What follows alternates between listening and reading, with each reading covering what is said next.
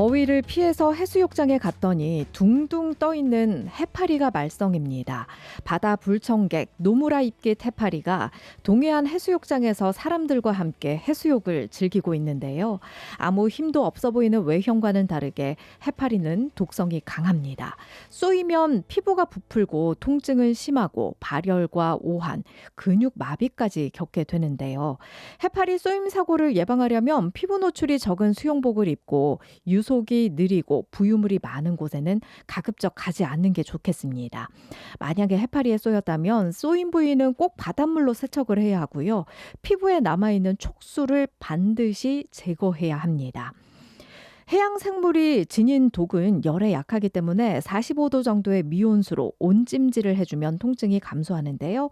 모든 통증이 사라졌더라도 병원에서 진료까지 받으셔야 안전합니다. 올여름도 해파리 피해 없이 안전하게 날 수 있길 바라면서 8월 6일 화요일 김연경의 퇴근길 톡톡 출발합니다. 자, 오늘의 톡톡 이슈, 백신 없는 수족구병 10년 새 가장 유행입니다. 입 주변이나 손, 발에 발진이 생기고 발열과 인후통을 유발하는 수족구병이 최근 6세까지 영유아 사이에서 크게 유행하고 있어요.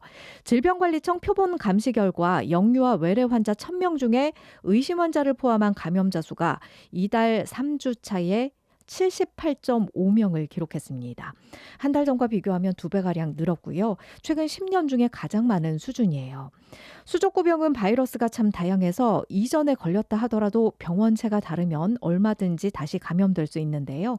환자의 피부 물집이나 침, 콧물, 분변 등을 통해서 전염되는데 아직 예방 백신이 없습니다. 또 코로나19 유행이 벌어졌던 최근 3, 4년 동안 수족구병의 유행이 크지 않아서 지역사회 안에서의 집단 면역력이 낮아졌고 그 와중에 개인위생이 취약한 영유아를 중심으로 유행이 시작된 것으로 전문가들은 분석하고 있습니다. 따라서 어린이집과 유치원에서는 장난감, 놀이기구, 문 손잡이 등 이런 곳에 소독을 철저히 하고 전염성이 강하기 때문에 감염된 원아는 회복할 때까지 등원하지 않게 지도해야 합니다.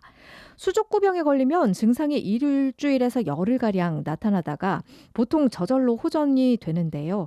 중증 합병증을 유발하기도 해서 38도 이상의 고열이 나거나 팔다리에 힘이 빠지고 구토, 경련 같은 증상이 있으면 신속하게 병원을 찾으셔야 합니다.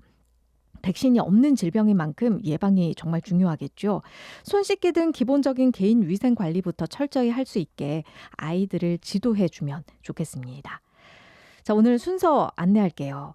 최근 불법 도박 사이트들이 청소년이 주로 찾는 사회관계망 서비스와 유튜브 불법 시청 사이트 등을 타고 급속도로 퍼지고 있습니다. 게임인 줄 알고 들어갔다가 혼자서는 나올 수 없는 늪에 빠지게 되는 건데요. 얼마나 심각한 상황인지 잠시 후 뉴스 따라잡기에서 들어보겠습니다. 이어서 라디오 로펌 준비하고 있어요. 1살배기 아이와 생후 4개월인 2딸만 집에 두고 12시간가량을 외출한 엄마에게 벌금형이 내려졌거든요. 자세한 내용을 유영진 변호사와 함께하겠습니다. 그리고 도담도담 육아톡에서는 원리 원칙에 민감한 아이를 키우는 엄마의 사연이 들어와 있어요. 이 사연은 김현선 아동가족 상담사와 함께 풀어보겠습니다. 광고 듣겠습니다. 당신은 아마 아직 모를 거야. 장기렌트 숨은 강자 아마존 그는 아마 믿지 못할 거야.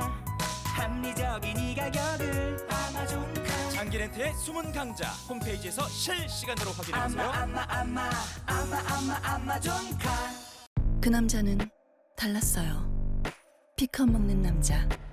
잘해 뭐든. 특허받은 포뮬라로 남성 활력을 높여주니까 남자의 성공 테크닉 정관장 RX진 B컵. 주 한국인삼공사 건강기능식품 정관장 RX진 B컵 광고입니다. 허위 정보를 예방하는 좋은 습관 실천하기. 하나, 사실 여부를 확인하고. 둘, 근거가 불확실하면 의심하고. 셋, 공유하기 전에 한 번 더 찾아보고. 넷, 자극적인 정보에 동요하지 않고. 우리의 소중한 일상에 허위 정보가 영향을 주지 않도록. 정보를 확인하는 습관, 우리의 작은 실천에서 시작됩니다. 이 캠페인은 방송통신위원회와 시청자 미디어 재단이 함께합니다.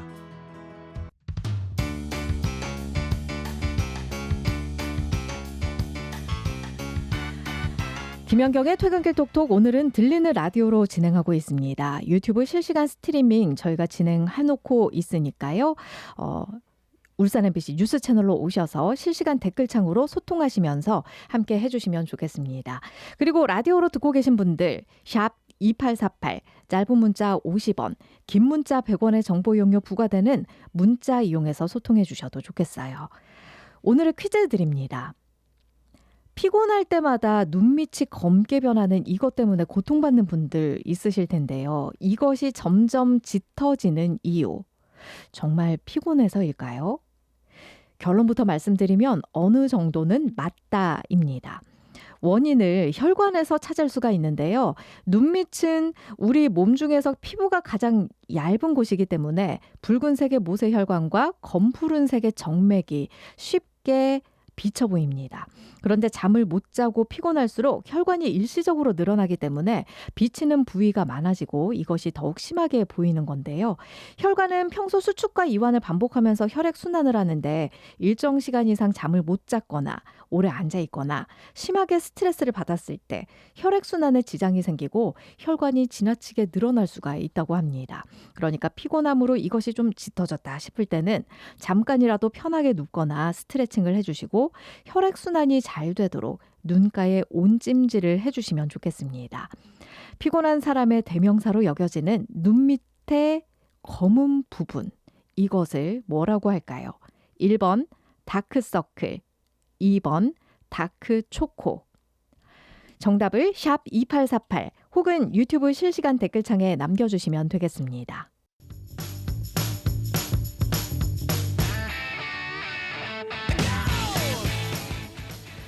불법 온라인 도박에 빠져드는 청소년들이 늘어나면서 초중고등학생의 5%가 도박 중독인 것으로 나타났어요. 불법 도박 조직들은 청소년을 총판으로 섭외해서 또래들을 유인하고 그 대가로 돈을 지급하기도 한다고 하거든요. 청소년들이 많이 보는 동영상이나 웹툰 불법 유통 사이트가 청소년 유입책으로 활용이 되고 있다고 합니다. 자세한 이야기 시민단체 도박 없는 학교 조호연 교장에게 들어보겠습니다. 네, 교장님 안녕하세요. 예, 안녕하십니까. 네, 반갑습니다. 제가 교장 선생님이라고 호칭을 불러드려도 될까요? 예, 예. 감사합니다. 우선은 도박 없는 학교, 이게 뭘 하는 단체인지 궁금합니다. 청소년 도박에서 그 예방과 치유 이런 거는 의미가 없고요. 청소년들이 도박할 수 있는 환경을 없애는 게 역할이라고 생각합니다. 예. 어른들의. 저희는 애들이 도박할 수 있는 환경을 파괴하는 역할을 하는 단체입니다. 상당히 과격한 표현인데요. 그러면 예방과 치유보다는 오히려 아예 청소년들이 접근할 수 있는 방법을 모색하는 단체다. 이렇게 이해하면 되는 거군요. 예, 불법을 하는 모든 도박 환경을 없애는 단체입니다. 예. 울산에서 만들어진 단체인 건가요? 아니요, 근데 만들어진 건 성남이에요. 성남이고요. 전국적으로 활동을 하고 계시는 거군요. 예, 강남 쪽에서 많이 합니다. 사실은 이런 부분은 국가나 지자체가 담당을 해야 하는 거라고 생각하는 분들도 꽤 많으실 텐데 시민단체가 직접 이런 활동에 나서게 된 계기가 있으실까요? 많은 사람들이 착각을 하는 게 뭐냐면요. 정부가 이 문제에 대해서 무언가를 하고 있다고 생각을 하고 있어요. 제가 연락을 계속 해봤는데 연락을 해도 계속 다른 부서 넘기기만 하고 신경을 안 씁니다. 효과가 정말 미미하다 이런 말씀이신데 그러면은 불법 도박에 빠진 청소년들 제가 앞서서 통계를 예로 들어서 5% 정도라고 말씀을 드렸는데 전국적으로 규모가 어느 정도 되나요? 전국적으로는 제가 다 그렇게 조사는 안 해봤지만 제가 보는 관점에서는 아이들이랑 같이 계속 활동을 하지 않았습니까? 예. 보통 남중은 20% 정도, 아이들이 20% 정도 하고 있고요. 상당히 높게 보고 계시네요. 남중이, 남고는 40% 정도 합니다. 그렇게나 많이요? 예. 어떤 경로로 빠지게 되는 거예요? 호기심 많은 애들이 인터넷에서 그 호기심 때문에 처음에 애가 하나 이렇게 중독된다고 알고 있는데 그게 아니고 지금은 학교 내에 그 불법 도박을 영업하는 그 체계가 갖춰져 있어요. 그래서 언제든지 도박을 한다 그러면은 거기 총판 애가 와가지고 사이트 알려주고 회원가입 하는 거 도와주고 합니다. 아, 이게 아예 범죄 조직이 어느 정도 시스템을 갖추고 있는 곳도 있다. 이런 말씀이신 거군요. 학교 내는 거의 총판들 다 있어요. 지금 도박 없는 학교라는 단체가 성인들뿐만 아니라 학생들도 함께 구성이 돼 있는 거예요? 원래 학생들 위주로 구성이 됐고 요즘 들어서 학부모님들이 많이 가입하셔가지고 활동이 있습니다. 학생과 학부모. 이게 예. 예를 들어 학생과 학부모 나는 도박 중독에 관심이 있어 하는 분들인가요? 아니면 뭐 피해자인 분들이 구성이 돼 있는 건가요? 학생들은 도박을 했다가 끊은 애들이 좋은 일을 해보자고 해서 모이는 학생들이고 아, 학부모들은 당신들의 자식이 도박을 하는 것 때문에 너무 화가 나서 그 학생 자기 아들들 친구들을 모아가지고 도박 사이트의 계좌를 수집해서 저희한테 계속 보내줍니다. 그런 구성원들로 인해서 직접 전해 듣게 된 얘기가 정부가 추산하고 있는 통계보다는 훨씬 더 많은 수의 청소년에게 도박이 노출돼 있다 이런 말씀이신 거군요. 직접적으로. 예. 그러면은 불법 도박 사이트들이 지금 현재 이렇게 청소년을 타겟으로 삼는 이유가 있을까요? 요즘 아이들이 인터넷 활용하는 능력이 참 좋지 않습니까? 예. 그래서 이 애들은 값싸요. 하루에 한 3만 원 정도 포인트, 돈도 아니고 도박할 수 있는 포인트만 찍어주면 얘네들은 한 5시간 동안 광고를 해줍니다. 그러면은 값싼 노동력인데 양질의 노동력을 얻을 수가 있는 거죠. 사이트 입장에서.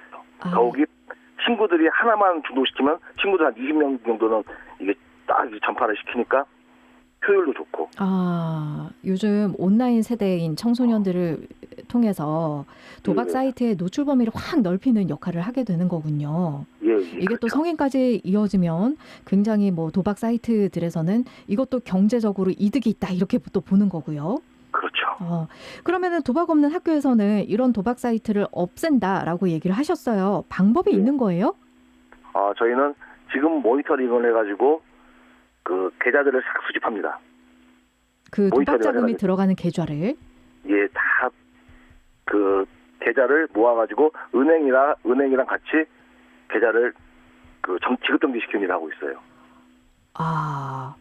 사실은 시민단체이신 거잖아요. 은행에서 계좌 정지에 대한 답을 즉각적으로 해주시나요? 한라인이 돼 있어가지고 몇 군데, 전부 전체적인 건 아닙니다. 아직까지는 은행권들 전부 다 보면 한 30% 정도 한라인 맺어져 있거든요. 예. 그래가지고 한라인 맺어지면은 계좌만 집어넣으면 바로바로 그냥 30분 내에 됩니다. 되는 거군요. 그게 타격이 되나요? 불법 도박 입장에서는요. 계좌가 일주일에 한 번이 죽으면 본전입니다. 계좌가 일주일에 2번 죽으면 손해를 봐요. 그 손해가 막심합니다. 막심해. 계좌를 여러 개 돌릴 거라고 상상을 해보게 되는데 그중에 하나만 정지가 돼도 그 정도로 손해가 나는 거예요? 제가 은행에다 부탁하는 건 뭐냐면 계좌를 하나 정지시킬 때 그게 앞장 제일 1번 통장을 정지시키면 1번 통장이 그 수익금이 빠져나가는 2번 통장이 있습니다. 예. 그리고 2번 통장이 환전까지 같이 맡아서 인출까지 되는 건데 이거 말고 또 다 연결이 돼 있어요. 네. 가지고 계좌를 죽일 때 보통 최하 2개에서 3개를 같이 죽입니다. 그런 식으로 활동을 지금 계속해서 해오고 계시는 거군요. 예. 최근에는 가상 계좌를 불법 도박에 이용하는 경우도 있을 텐데요. 이런 거는 그런 방법이 통하나요? 가상 계좌를 정지시키는 건 더 쉬워요. 왜 그러냐면요. 일반 계좌는 개별적으로 하나하나씩 죽이잖아요. 예. 근데 가상 계좌는 아예 은행 자체를 저희가 고발해 버립니다. 은행 자체를 고발하면은 금감원이든 경찰청이든 은행에 들어가서 그 관련된 계좌의 피지사를 조사를 해요. 그러면 그 피지사는 100% 범죄 단체입니다. 은행에서 모를 수가 없어요. 네. 그러니까 불법 계좌는 개인의 일탈이라고 보면 되지만 가상 계좌는 은행이랑 범죄 조직이랑 같이 연계한 범죄입니다. 예, 그렇기 때문에 금융기관에서 굉장히 적극적으로 대처를 한다 이런 말씀이신 거군요. 고발장 한번 내면은 바로 그냥 다 없어져요. 그러면은 이런 활동을 해오신 지는 얼마나 되셨어요? 개인적으로 활동한 건 10년이고요. 와, 10년 전부터 이런 게 있었어요? 20년 됐죠. 10년 전부터 심했어요. 그러니까 청소년 도박의 문제가 어제의 일이 아니에요. 그렇군요. 10년 전부터 혼자 개인적으로 활동하다가 그러고 단체를 만들어서 활동한 건 한 3년 됩니다. 3년 정도. 성과가 어느 정도 있었는지도 궁금합니다. 개인 통장 대포 통장 잠근 거는 한 800개, 1000개 정도 잠갔고요. 와. 그리고 가상 계좌 같은 경우는 저희가 은행만 고발한 게 5번, 그리고 저희로 인해서 PD사가 지금 처벌받은 게 한 10몇 군데 처벌받고, 따지고 보면은 저희가 막은 게 대포 계좌, 가상 계좌 막은 게 한 200만 건 정도 될 겁니다.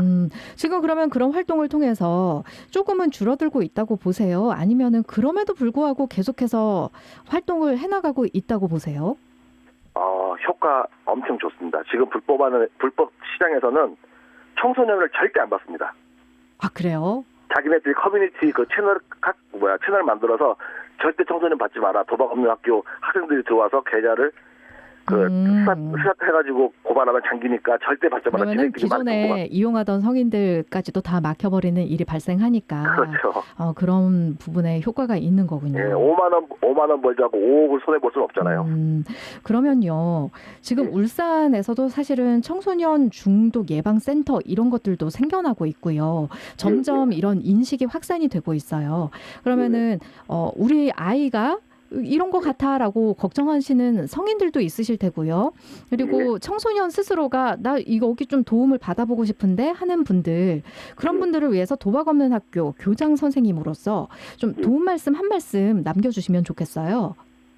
부모님들이 특히 걱정이 심하신데, 아들이 도박을 하게 되면 부모님은 거의 지옥 속에 산다고 얘기를 하세요. 저한테 지옥이라고, 아들이 도박하는 순간. 예. 그 부모님은 아들이 도박하면 아들한테 너무 혼내지 말고 그 아들이 도박했던 모든 내역을 가지고 저희한테 상담을 해주세요. 그러면 저희는 그 아들이 앞으로 도박을 어디를 하던 그 사이트는 끝까지 쫓아가서 폐쇄까지 시킬 겁니다. 청소년을 도박에 이용한 사이트는 저희는 끝까지 쫓아가서 폐쇄시킵니다. 이게 저희 목적입니다. 아주 결연한 의지가 느껴지는데요. 선생님, 제가 좀 신뢰가 되지 않는다면 여쭤봐도 될까요? 이렇게까지 적극적으로 하시는 개인적인 계기가 있으십니까? 처음에는 그 친구 아들들을 데리고 이걸 시작한 거예요. 문제가 많은 아이들을 한 몇몇 명을 데리고 이걸 시작했는데 효과를 계속 보고 하니까 지금 한 2년 넘게, 한 3년 가까이 하다 보니까 지금은 자신감이 상당히 한 게 저희로 인해서 불법 시장이 다 바뀝니다. 계속. 그런 것도 몸소 그래서 느끼시고. 조만간에 길지 않아도 한 올해나 내년 안에는 제가 불법 도박 거의 없앤다는 그런 자신감으로 지금 하고 있습니다. 예, 알겠습니다. 혹시 상담이 필요하다, 좀 받아보고 싶다 하는 분들은 어떤 서비스 비용이라든지 이런 것들이 들어갈까요? 그런 거 없습니다. 제가 시간이 있는 한 최대한 제가 확보하고 있고 그런 건 아예 없습니다. 알겠습니다. 자, 오늘은 이렇게 청소년 도박 문제에 대해서 도박 없는 학교 조호연 교장 선생님과 말씀 나눴습니다. 고맙습니다. 예, 감사합니다. 떠나는 길에 네가 내게 말했지, 너는 바라는 게 너무나 많아. 잠깐이라도 널 안 바라보면 머리에 불이 나버린다니까. 나는 흐르려는 눈물을 참고 하려던 얘길 어렵게 누르고, 그래 미안해라는 한마디로 너랑 나는 날들 마무리했었지. 달디 달고 달디 달고 달디단 밤양갱, 밤양갱. 내가 먹고 싶었던 건 달디단 밤양갱, 밤양갱이야. 떠나는 길에 네가 내게 말했지, 너는 바라는 게 너무나 많아. 아냐, 내가 늘 바란 건 하나야, 한 개뿐이야. 달디단 밤양갱.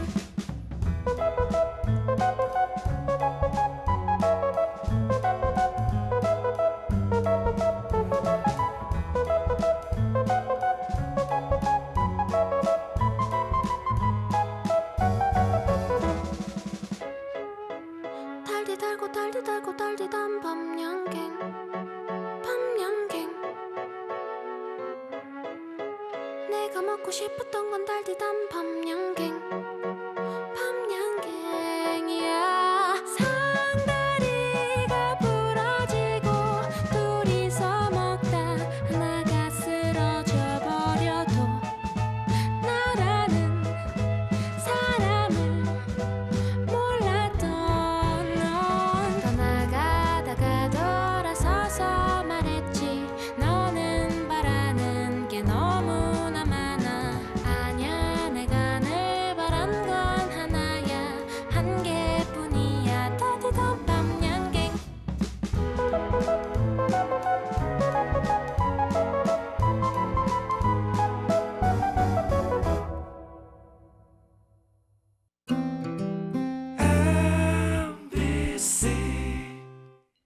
단지 가까이 누리는 호수공원 힐링 라이프.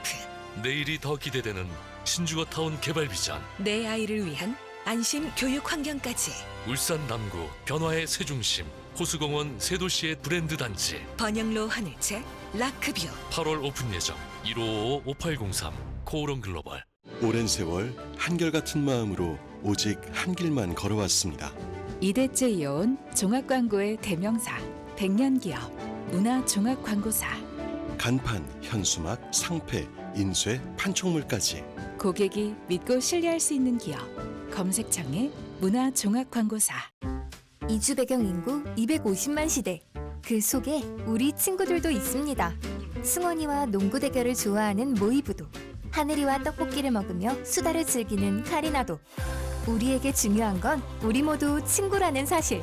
우리는 모두 우리입니다. 공익광고협의회. 1헥타르의 숲은 매년 11톤의 이산화탄소를 흡수한단다. 축구장 20개만큼이나 엄청 큰 울산숲이 약 160톤의 이산화탄소를 흡수하는 거지. 숲이 이산화탄소를 흡수하는구나. 거기다 탄소 흡수가 짱인 느티나무, 이팝나무 등 상록수, 화렵수를 울산숲에 잔뜩 심었단다. 아빠, 공기가 좋아진 것 같아. 다음 세대를 위한 탄소 중립 실천. 울산숲으로 지키겠습니다. 푸른 숲, 행복한 지구. 울산 북구. 미세먼지 이렇게 대처해주세요. 미세먼지가 많은 날에는 외출은 꼭 자제하고 불가피한 경우 마스크, 안경, 모자 등 꼭 착용해주세요. 외출 후 손 씻기, 세안, 양치를 꼼꼼하게 해주시고 노폐물 배출 효과가 있는 물과 향산화 효과가 있는 과일, 야채 등을 충분히 섭취해주세요. 외출 후 집에 들어오기 전에 옷을 털어주세요. 옷장에 넣기 전에 외투를 벗어서 힘껏 털기만 해도 상당수의 미세먼지를 제거할 수 있습니다. 미세먼지가 많은 날에는 자연환기를 피하고 실내 오염도가 높을 때는 공기 오염도를 확인하여 자연환기를 해주세요.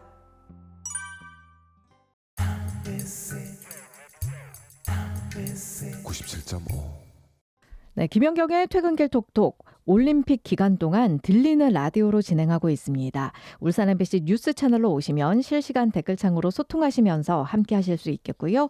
라디오로 듣고 계신 분들 샵 2848, 짧은 문자 50원, 긴 문자 100원의 정보 용료 부과되는 문자 이용해서 소통해 주셔도 좋겠습니다. 퀴즈 다시 한번 드릴게요.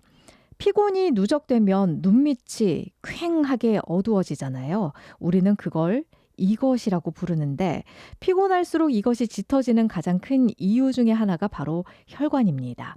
사람 눈밑은 피부 중에서도 가장 얇은 부위라서 붉은 모세혈관과 검푸른 정맥이 아주 쉽게 비쳐요. 그런데 잠을 잘 못 자게 되면 혈관이 일시적으로 늘어나서 비치는 부위가 많아지기 때문에 이것이 더 심하게 보이는 거라고 해요. 오래 서 있거나 걸었을 때 혈액순환이 안 돼서 다리 혈관이 유독 튀어나와 보이는 것과 같은 현상으로 볼 수 있는데요. 물론 색소 침착이나 눈밑 지방 이런 다른 이유로 생기는 이것도 있지만 혈관이 늘어나서 생기는 이것은 피곤을 덜어주는 것만으로도 개선될 수 있다고 하니까 편안한 자세로 자주자주 휴식을 취해주시는 게 좋겠고요. 눈 아래 어두운 부분 이것을 뭐라고 부를까요?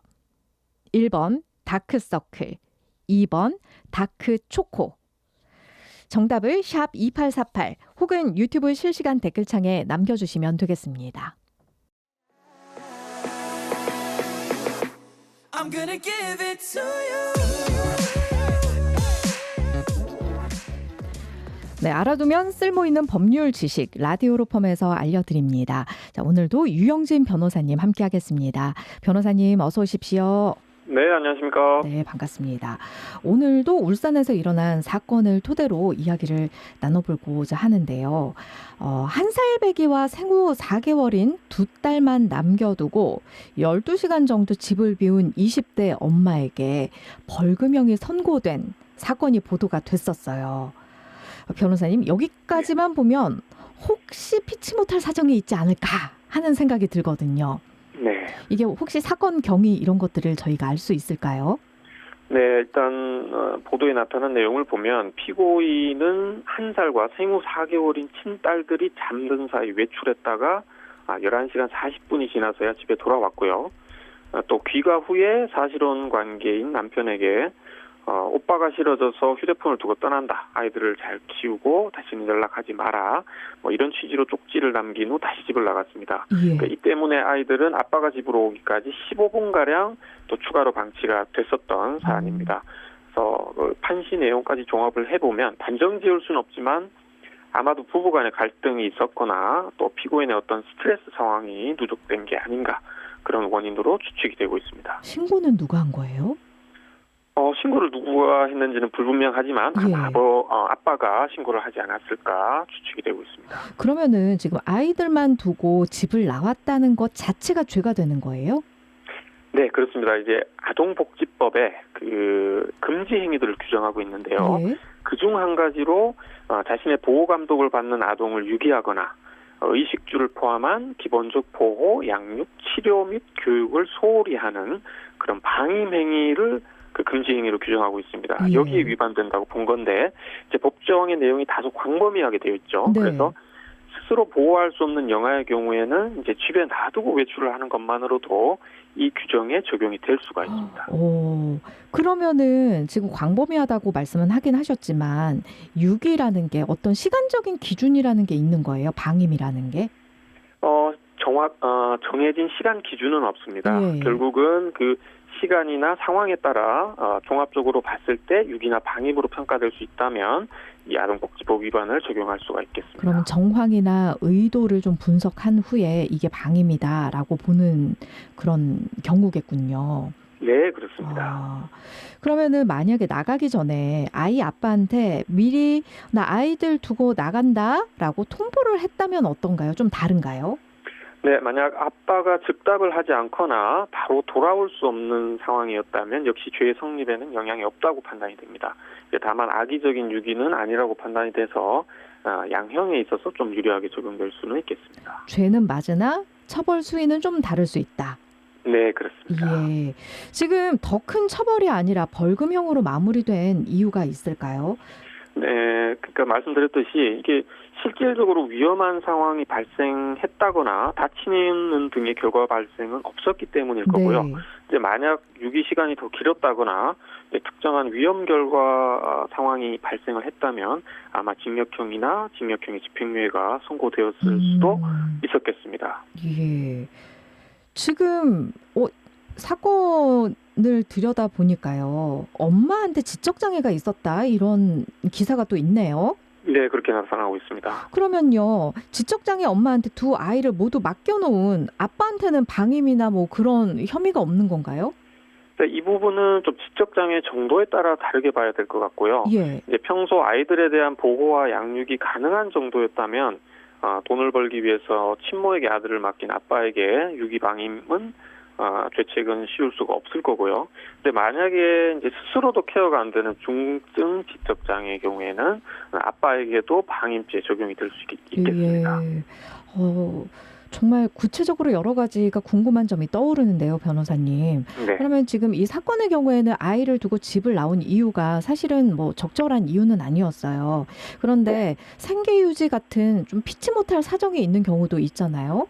그리고 뭐 드라마나 네네. 옛날 뭐 부모님들이 살아오신 이야기를 들으면 밖에서 일하는데 너 불안해서 집에 문 잠그고 내가 나갔다 왔잖아. 막 이런 얘기도 해주셨단 말이에요. 네. 그런 경우는 어떻게 봐요?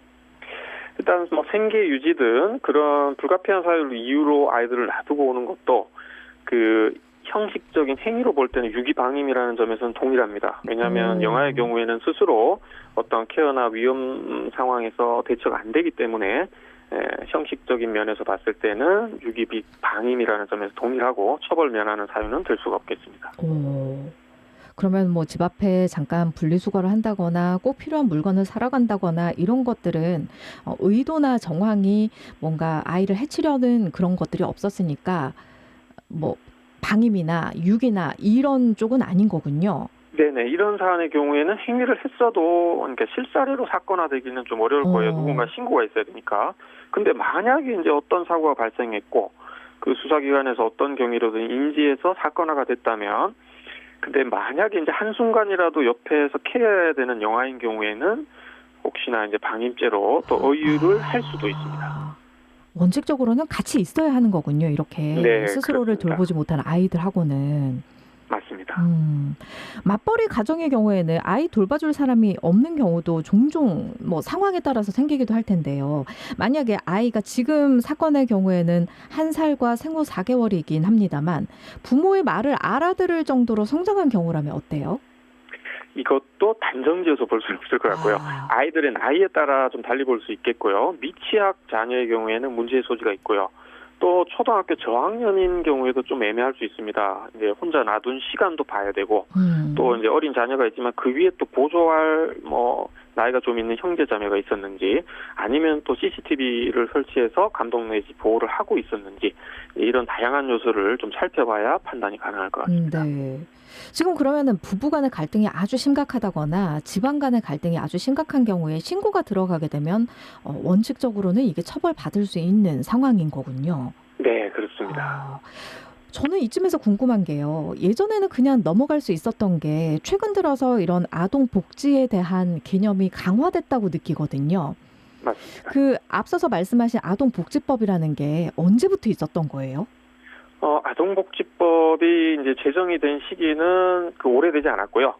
그래서 이제 아동복지법상의 새로운 개념들이 많이 등장을 했습니다. 정서적 학대라는 개념도 등장했고, 또 오늘 살펴본 내용 같이 유기 방임 행위 같은 경우도 새로 신설된 내용들이기 때문에 이런 처벌되는 범위가 굉장히 넓어졌다 이렇게 볼 수 있겠습니다. 그래서 옛날에 너희 잘할 땐 이랬어라는 게 통하지 않는 게 최근에 들어서야 만들어진 법안이기 때문에 그런 거군요. 네, 그렇습니다. 그럼 변호사님, 이렇게 하면 학대의 여지가 있다. 좀 정리를 해보자면 어떨까요? 네, 한 문장으로 좀 요약을 하면 이제 다툼이나 불화, 어떤 스트레스 상황에서는 이제 고의는 아니겠지만 미필적으로 방치를 할 의사가 있었다고 보기 때문에 아동복지법 위반이 성립할 가능성이 높다. 그러나 이제 보호 의지가 있는 상황에서 잠깐 볼일을 보거나 어떤 부수적 조치가 이루어진 사안이라면 형사적 책임은 면할 수 있다. 이렇게 요약을 할 수 있겠습니다. 네, 알겠습니다. 오늘도 유영진 변호사님과 말씀 나눴습니다. 고맙습니다. 네, 감사합니다. I need, so you just take my hand. I hope you smile. 안아주세요. 사랑해. 네, 정말 어렵잖아요. 육아의 순간들을 격려하고 응원하는 시간으로 만들어 가겠습니다. 도담도담 육아톡 시작하고요. 김현선 아동가족 상담 전문가 함께하겠습니다. 선생님 어서 오세요. 네, 안녕하세요. 네, 오늘도 역시 사연이 도착해 있는데요. 사연을 먼저 듣고 이야기를 나눠볼게요. 초등학교 4학년 우리 딸은 원리원칙주의자입니다. 새치기, 수업 시간에 몰래 뭐 먹기, 약속 시간 안 지키기, 친구들이 이렇게 규칙을 어기면 좀 지적하고, 지적받은 애가 화내면 싸우고, 그 싸운 친구와 심하면 절교까지 가기도 합니다. 선생님께 친구의 잘못한 점을 알리는 경우도 많다 보니까 다른 아이들은 제 아이를 고자질쟁이라며 피하기 시작했어요. 학교에서 있었던 일을 물어보면 친구들이 이런 걸 잘못했다며 이야기를 꺼낼 때가 많고요. 규칙이나 규범을 지키는 게 맞는데 왜 자꾸 나한테 화를 내는지 모르겠다고 하소연을 합니다. 규칙이나 규범은 사실 지키는 게 맞는 거니까 아이한테 뭐라고 하기도 참 그렇고요. 친한 친구와 절교를 하고 나면 그 아이 엄마랑도 좀 서먹해지니까 답답합니다. 요 원리원칙주의 꼬마를 어떻게 교육하면 좋을까요? 해주셨어요. 네. 와, 어렵네요. 네. 이게 선생님 MBTI로 따지면 J인가? 이런 느낌이 들거든요. 네, 그럴 수 있죠. 계획대로 안 되면 굉장히 이렇게 불안이 올라오는 아이일 수 있어요. 이 아이의 마음을 좀 이해하려면 어떤 점을 알아봐야 될까요? 네, 먼저 조금 이 아이가 이렇게 굉장히 자기는 지키고 있는데 어떤 것들을 안 지키는 애들 보면 굉장히 불안이 건드려지는 아이인 것 같아요.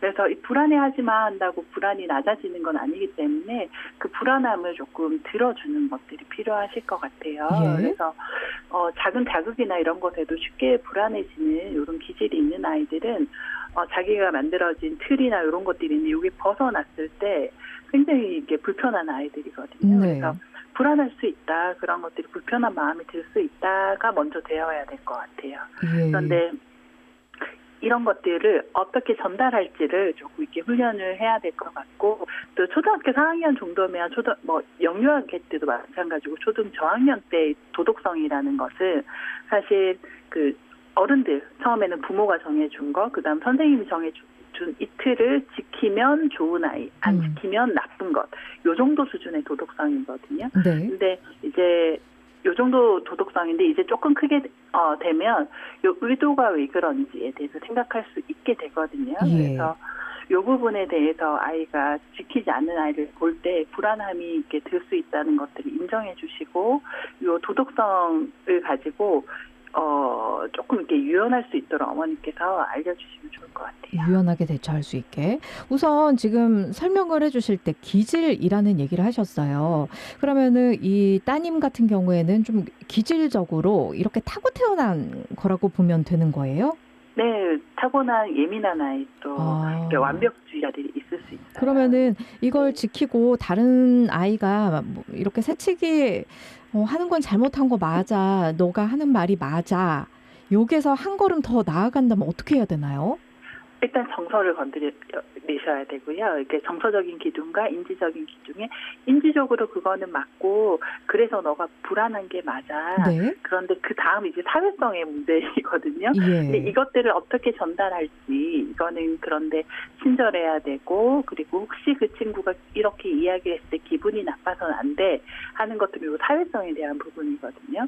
그래서 네 감정도 맞고 네 생각도 맞는데 이걸 어떻게 친절하게 친구의 감정을 상하지 않게 무례하지 않게 전할지는 이거는 사실은 배워야 되고, 이렇게 전달하는 것들은 굉장히 친구한테 아프거나 폭력적으로 보일 수 있다고 이렇게 설명을 해주셔야 될 것 같아요. 와, 어렵네요 이게. 네, 그래서 요거는 아이가 원리 원칙주의자들은 네. 좀 어떻게 보면 사회성이 떨어지기도 하거든요. 예. 그래서 요 사회성을 설명을 해주시고 가르치셔야 될 것 같아요. 사실 그런데 저도 만약에 제 입장이라고 생각하면 누군가가 뭔가 질서를 어겼어요. 그래서 이 부분에 대해서 잘못했다고 얘기를 하는데 너 왜 그런 식으로 얘기해? 이러면 왜 여기서 지금 그 얘기가 나오지? 이런 식으로 싸움이 될 것 같거든요. 네, 맞아요. 성인들의 경우도 그럴 것 같단 말이에요. 네. 이 아이한테 어떤 식으로 얘기를 하는 게 좋을까요? 그 역할을 이렇게 알려주셔야 될 것 같아요. 가르치거나 지적하는 거나 이 룰에 대해서 뭐 어떻게 보면 심판이라고 할 수 있죠. 이 네. 기준을 어겼을 때 이것들을 처벌하거나 이거는 내가 하는 일은 아니잖아요. 사실 선생님이 하셔야 되는 것이고 그걸 해야 되는 역할이 따로 있잖아요. 근데 이거 친구 사이에서는 지적하거나 가르치는 역할을 해서는 안 되거든요. 네, 동등한 입장이잖아요. 친구 사이에서는 그러니까 이런 것들을 권위나 이런 것들이 친구 사이에는 주어지지 않았잖아요. 네, 그래서 그것들에 대해서 네가 불편할 수 있지만 그걸 가지고 그 친구를 가르치거나 이걸 처벌할 수 있는 것은 선생님의 역할이고 그 부분을 선생님께서도 보고 있기 때문에 그거는 선생님한테 맡겨야 된다 하는 것들을 조금 알려주셔야 될 것 같아요. 예. 선생님, 제가 지금 아이의 좀 빙의를 해볼게요. 사실 제가 이거 하면서 나도 약간 딸이랑 닮았나 하는 생각이 드는데요. 그러면은 친구들이 뭔가 잘못한 거 있으면 나는 계속 모르는 척 해야 돼? 라고 물어본다면 어떻게 해야 돼요? 근데 그게 나의 일인가 너의 일인가 뭐 그 부분이죠. 내 일이 아니기 때문에 신경 꺼? 이렇게요? 네네. 그래서 이게 자아분화 수준이에요. 예. 그래서 그 친구가 그걸로 인해서 나의 어떤 영역을 침범한다면 그 친구에게 조금 단호하게 알려야 하는 부분이에요.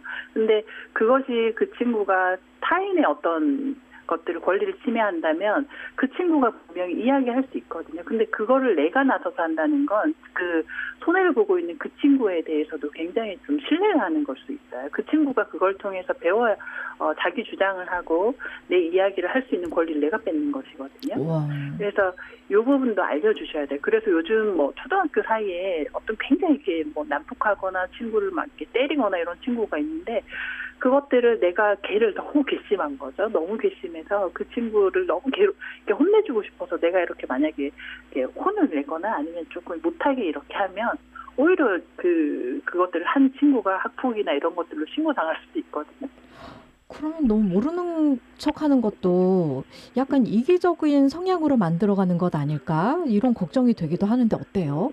맞아요. 방관자처럼 그러니까요. 또 느껴져서 죄책감이 예. 들 수 있는데 그렇다 그러면 그 친구가 괴롭히고 있거나 뭔가 규칙을 어겨서 손해를 보고 있는 상황이 있잖아요. 예. 그러면 다른 친구가 괴로움을 당하고 있다면 가서 그 친구가 도움을 요청한다면 이렇게 도움을 줄 수는 있죠. 근데 도움을 주는 것도 한계가 있는 것이에요. 함께 그러지 말라고 힘을 실어주고 그 친구를 위로하는 것까지는 할 수 있지만 그 친구를 대신해서 내가 때리는 것들은 사실은 조금 그렇죠. 이게 좀 지나친 거죠. 그래서 그 친구를 네가 돕고 싶은 마음이 있다면 내가 도와줄까 힘들지 않아 하고 그 친구에게 힘을 실어주는 건 맞지만 내 분노를 거기다가 쏟아가지고 이런 식으로 복수하는 것들은 사실은 폭력을 막기 위해서 뭐 내가 또 폭력을 쓰는 것일 수 있다 하는 것들 설명해야 되고 요 한계 설정, 바운더리, 그 자아 분할 요것들은 계속 가르쳐야 돼요. 예. 그러면은 사회성이죠. 네네. 이거 지금 주변에서 친구들이 뭔가 도덕적인 부분에 대해서 어기는 걸 본다면 친구끼리는 지적하거나 가르치는 사이가 아니라 도움을 줄 수 있고 조언을 할 수 있는 사이이다. 좀 이렇게 가르쳐야 하는 거겠군요. 네네네. 그리고 뭐 큰 틀에서 이 아이가 정말 전체적인 뭐 그 반의 이익이나 이런 것들을 해친다면 담임 선생님한테 이야기할 수 있지만 하나하나 다 이야기하는 건 사실 이 아이의 문제이거든요. 고자질쟁이로 친구들한테 이렇게 비난을 받고 부정적인 이렇게 막 피드백을 받는데도 얘가 이걸 멈추지 않는 건 사실 이 아이의 문제이거든요. 그래서 이 감정들을 조금 조절하는 것들이 필요하죠. 내가 이렇게 불안하니까 못 참는 거예요.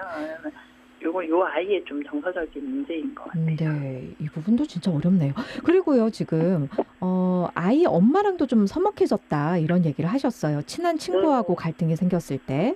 그러면 분명히 이 친구랑 저 친구랑 우리 딸이랑 친했던 걸 아는데 이 사이를 엄마가 인지한다. 그러면은 부모가 화해를 할 수 있게 도와주는 게 맞아요? 아니면 그냥 조금 지켜보는 게 맞아요? 보통 초등학교 1학년이나 유치원 같은 경우에 엄마들이 조금 주도하셔서 아이 이렇게 무리를 만들어주고 하시거든요. 그런데 초등학교 4학년 정도 되면 이제 그렇게 하는 것들을 아이가 싫어하는 경우가 많아요. 그리고 오히려 엄마가 이렇게 나섰을 때 뭐 폭력이나 위험한 상황이 있으면 어머니께서 나서셔야 되지만 그런 문제가 아닐 때 오히려 친구들한테 이렇게 조금 놀림받기도 하고 그러거든요. 그래서 뒤에서 어머니께서는 조금 이렇게 코칭해 주는 정도. 그리고 아이가 이런 상황들 안에서 스스로 고민해보고 조금 힘든 시간도 경험해봐야 돼요. 그러면서 이렇게 고민을 하면서 자기 나름대로 돌파구를 찾으면서 이제 사회성 이런 것들이 자기 것이 온전히 될 수 있거든요. 근데 너무 괴로워서 도저히 이렇게 얘가 이렇게 답을 못 찾는다 그러면 살짝 건드리면서 요런 방법들도 있어 하고 알려주시는 것들이 좋아요. 이제 초등학교 4학년, 9학년이면 이제 부모님께서는 뒤로 조금 물러나시고 아이가 주도해서 이런 경험들을 쌓고 스스로 해결해 보는 것들로 하셔야 돼요. 뒤에서 코칭해 주시는 정도가 좋을 것 같습니다. 계속해서 우리가 잊게 되는데 부모로서 우리 아이는 생애 최초로 겪는 관계일 수 있고 감정일 수 있고 경험일 수 있다라는 거를 계속해서 우리가 인지를 하고 있어야 되는 거겠군요. 네. 그리고 또 이런 관계 안에서 다양하게 겪을 수 있는 모든 감정적인 것들 때문에 아이가 스스로 고민하고 생각하고 그러면서 잘하는 것이거든요. 그래서 이 모든 상황들을 어떻게 막아줘야 될까 이렇게 생각하지 마시고 이것들을 가지고 아이가 어떻게 돌파해 나가는지 믿고 지켜보셔야 돼요. 그리고 도저히 아이가 어느 지점에서 이렇게 돌파가 안 일어난다 그러면 어느 정도 약간 숨구멍을 이렇게 터주고 이런 방법도 있다 하고 시야를 넓혀주시는 정도가 좋고 이렇게 이 과정을 통해서 아이가 분명히 자라거든요. 네. 또 아이 긴 인생을 봤을 때 이런 경험도 아이한테 필요하다는 것들 이렇게 믿으시고 이렇게 조금 지켜보시면 좋을 것 같아요. 네, 알겠습니다. 자, 오늘도 김현선 아동가족 상담사와 말씀 나눴습니다. 고맙습니다. 네, 감사합니다. 이효리의 삶은 어떤 거냐고요? 방문 정비부터 내 차 상태 진단, 멤버십 혜택까지 다 되는 마이카를 탄다. 내 삶이 달린다. 대한민국 넘버원 롯데렌터카 마이카. 참, 업무용차 상용차는 롯데렌터카 비즈카. 23년 2분기 한국렌터카 사업조합연합회 등록대수 기준. 압도적 보수인하, 총보수 연 0.0099%, 코덱스 미국 S&P 500ti, 이것은 코덱스의 도전이자 미국 ETF 투자의 새로운 기회. 삼성자산운용 코덱스. 합성총 보수 연 0.0798% 및 거래 수수료 발생 가능. 자산 가격 변동에 따른 원금 손실 시 투자자 귀속. 투자 설명서 필도. 오, 포토전기차 얼마야? 1,000만 원? 아니 1,000원. 1,000원? 말이 돼? 말 됩니다. 하루 약 1,000원이면 포터 전기차를 탈 수 있거든요. 이번 달 소상공인을 위한 저금리 프로모션. 현대자동차 영업점에 문의하세요. 단 현대카드로 36개월 유예형 할부 후 일시납 필요. 나에게 딱 맞는 금융 어디 있을까? 웰컴저축은행으로 안내를 시작합니다. 디지털로 간편한 그런 금융 없을까? 100m 앞 웰컴저축은행이 있습니다. 진짜 믿을 수 있는 저축은행은 여기인가? 웰컴저축은행에 도착했습니다. 웰컴 투 웰컴 웰컴저축은행. 자, 오늘 퀴즈 정답 바로 1번 다크서클이었습니다. 충분히 잠을 자도 눈 밑에 다크서클이 사라지지 않는다면 색소 침착이나 눈밑 지방 이런 다른 원인들을 생각해 볼 수 있는데요. 색조 화장품이나 멜라닌 색소의 과다 분비로 인해서 눈 밑에 색소 침착이 생기면 다크서클처럼 어두워질 수 있다고 해요. 진한 눈화장을 반복적으로 하거나 지우지 않으면 발생할 수 있다고 합니다. 그러니까 화장은 좀 꼼꼼하게 지워주시는 게 좋겠고요. 브로콜리 섭취하는 것도 도움이 된다고 하네요. 브로콜리의 비타민 A 성분이 강력하게 항산화 작용을 해서 혈액을 맑게 하고 눈밑 색소 침착을 완화하는 효과가 있기 때문이에요. 이 밖에 눈을 손으로 비비는 습관을 없애고 자외선 차단제를 잘 발라주는 것도 도움이 되니까요. 연약한 눈가 조금만 더 섬세하게 다뤄주시면 좋겠습니다. 퀴즈 정답 당첨되신 분들께 개별 문자로 안내를 해드리고 있어요. 문자 받은 분들 다시 한번 샵 2848번으로 성함과 주소 남겨주시면 되겠습니다. 북구에서 여름맞이 거리 공연을 진행한다면 동구에서는 주민들을 대상으로 애니메이션 영화를 무료로 상영합니다. 8월 20일까지 월요일과 화요일 매주 2회 동구 꽃바위 문화관에서 총 12편의 애니메이션을 보여준다고 합니다. 예약이 필요 없고요. 회당 선착순 150명까지 입장할 수 있다고 해요. 구체적인 상영 일정 동구 평생학습 포털 홈페이지에서 확인하시면 되겠고요. 여름철 무더위 날릴 또 한 가지의 방법으로 참고해 보셔도 좋겠습니다.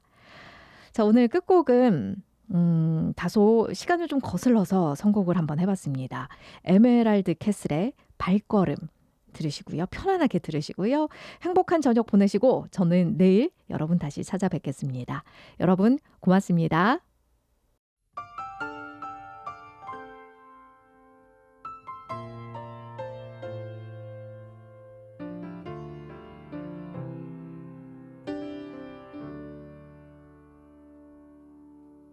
해질 무렵 날 끌고 간 발걸음 눈 떠보니 잊은 줄 알았던 곳에 아직도 너에 대한 미움이 남아있는지 이제 자유롭고 싶어 시간은 해결해 주리라 난 믿었지 그것조차 어리석었을까 이제 흘러가는 대로 날 맡길래 너와 상관없잖아